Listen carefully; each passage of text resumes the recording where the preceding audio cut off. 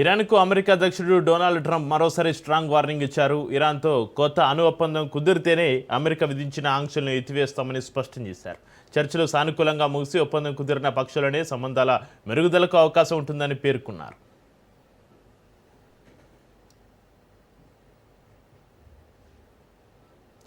అయితే చర్చలు విఫలమైతే ఒప్పందం కుదరకపోతే పరిస్థితులు మరింత కఠినంగా మారవచ్చని ట్రంప్ హెచ్చరించారు. అవసరమైతే బలప్రయోగానికి కూడా వెనకాడబోమని స్పష్టం చేశారు.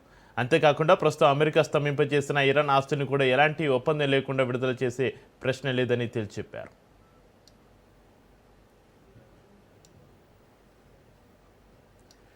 ట్రంప్ తాజా వ్యాఖ్యలు అంతర్జాతీయ రాజకీయ వర్గంలో చర్చనీయాంశంగా మారాయి. అమెరికా ఇరాన్ మధ్య ఉధృత పరిస్థితులు మరోసారి పెరిగే అవకాశం ఉందనే అభిప్రాయాలు వ్యక్తమవుతున్నాయి. ఇక ఇదే అంశానికి సంబంధించిన మరింత సమాచారాన్ని మా ప్రతినిధి సైదులు ఫోలేలు అందిస్తారు. సైదులు, చక్రి, పశ్చిమాసియాలో శాంతి ప్రయత్నాలకు తీవ్ర విఘాతం కలిగేలా ఇజ్రాయెల్ పై ఇరాన్ క్షిపణుల వర్షం కురిపించింది. ఇజ్రాయెల్ లోని సైనిక స్థావరాలే లక్ష్యంగా ఇరాన్ క్షిపణులు దూసుకెళ్లాయి. వాటిని మార్గ మధ్యలోనే పలు దేశాల్లో మోహరించిన అమెరికా గగనతల రక్షణ వ్యవస్థలు అడ్డుకున్నాయి. లెబనాన్ రాజధాని బీరూట్ పై ఇజ్రాయెల్ చేసిన వైమానిక దాడులకు ప్రతీకారంగానే తాము ఈ చర్యకు దిగినట్లు టెహ్రాన్ స్పష్టం చేసింది. ఏప్రిల్ లో ఇరు దేశాల మధ్య కాల్పుల విరమణ ఒప్పందం అమల్లోకి వచ్చిన తర్వాత తొలిసారి ఇజ్రాయెల్ పై ఇరాన్ ఈ దాడులు చేసింది. ఇరాన్ పై భీకర ప్రతీకార దాడులు చేస్తామని ఇజ్రాయెల్ తెలిపింది. అయితే వెంటనే అమెరికా అధ్యక్షుడు ట్రంప్ ఇజ్రాయెల్ ప్రధానికి ఫోన్ చేసి ప్రతీకార దాడుల నిర్ణయాన్ని మానుకోవాలని సూచించారని అంతర్జాతీయ మీడియా వెల్లడించింది. ఈ ఉద్రిక్తతలతో ఇరాక్ సహా పలు దేశాలు తమ గగనతలాలని మూసివేయాలని నిర్ణయం తీసుకున్నాయి.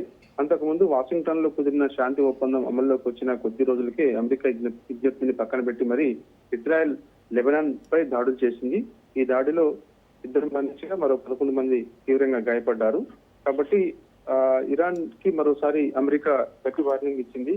సో ఇప్పుడు ఇజ్రాయెల్ ప్రతీకార దాడులు ఆపాలని కూడా హెచ్చరిక జారీ చేసింది. లేని ఏడల ఖచ్చితంగా ఇరాన్ పైన భీకర దాడులు చేస్తామని కూడా ట్రంప్ హెచ్చరిక జారీ చేశారు. సో పశ్చిమాసియాలో మొత్తం కూడా అక్కడ ఉన్నటువంటి పరిస్థితి మొత్తం కూడా సద్దుమణిగింది. చర్చలు త్వరలోనే సఫలమవుతాయని ప్రపంచవ్యాప్తంగా అందరూ భావిస్తూ ఉన్నారు. కానీ ఒక్కసారిగా పశ్చిమాసియాలో మరోసారి టెన్షన్ వాతావరణం నెలకొంది. సో ఇది మరో వారం రోజుల పాటు కూడా ఈ టెన్షన్ వాతావరణం ఉండే అవకాశం అయితే కనిపిస్తుంది. ఎందుకంటే పశ్చిమాసియాల్లో ఉద్రిక్త పరిస్థితుల కారణంగా ప్రపంచవ్యాప్తంగా అందరికీ తెలుసు, గ్యాస్ అదేవిధంగా పెట్రోల్ డీజిల్ సంక్షోభం అనేది ఎంతలా వస్తుందో అందరికీ తెలుసు. కాబట్టి ఇలాంటి పరిస్థితుల్లో ఇప్పుడు అమెరికా తీసుకోబోయేటువంటి నిర్ణయం చాలా కీలకంగా మారింది. ఎందుకంటే ఇరాన్ ని హెచ్చరించిన నేపథ్యంలో ఇరాన్ పైన మరోసారి ఒకవేళ అమెరికా దాడులు చేస్తే రానున్న రోజులలో మరింత క్లిష్టమైన పరిస్థితులు ప్రపంచవ్యాప్తంగా అన్ని దేశాలకు ఇబ్బంది కలిగే అవకాశం ఉందని చెప్పేసి కూడా వార్తలు అయితే వస్తున్నాయి. ప్రస్తుతం అయితే అమెరికా అధ్యక్షుడు డొనాల్డ్ ట్రంప్ ఇరాన్ హెచ్చరించారు. ఇజ్రాయెల్ పైన ఎట్టి పరిస్థితుల్లో కూడా దాడులు చేయదని చెప్పేసి కూడా అన్నారు. కాబట్టి చూడాలి, మరిగా ఇజ్రాయెల్ కూడా వార్నింగ్ ఇచ్చారు. ఇజ్రాయెల్ ప్రతీకార దాడులు ఇరాన్ పైన కూడా చేయొద్దంటున్నారు. కాబట్టి ఎందుకు దానికి గల కారణం అందరికీ తెలుసు. పశ్చిమాసియాలో టెన్షన్ వాతావరణం ఉంటే రానున్న రోజుల్లో సంక్షోభం మరింత ముదిరే అవకాశం ఉందని. కాబట్టి మరి ఇప్పుడు